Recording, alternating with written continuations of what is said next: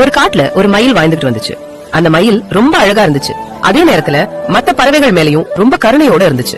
ஆனா மயிலாட அழக பார்த்த மத்த பறவைகள் இந்த மயில்கள் எல்லாம் எப்பவும் திமிரோட தான் இருக்கும்னு அதுகளே முடிவு செஞ்சுக்கிடுச்சுங்க.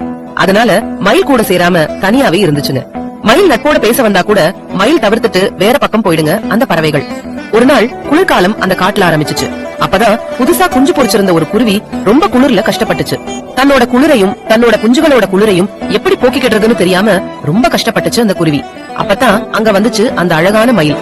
குளிர்ல கஷ்டப்படுற குருவியையும் அதோட குஞ்சுகளையும் பார்த்த மயில் ரொம்ப வருத்தப்பட்டுச்சு.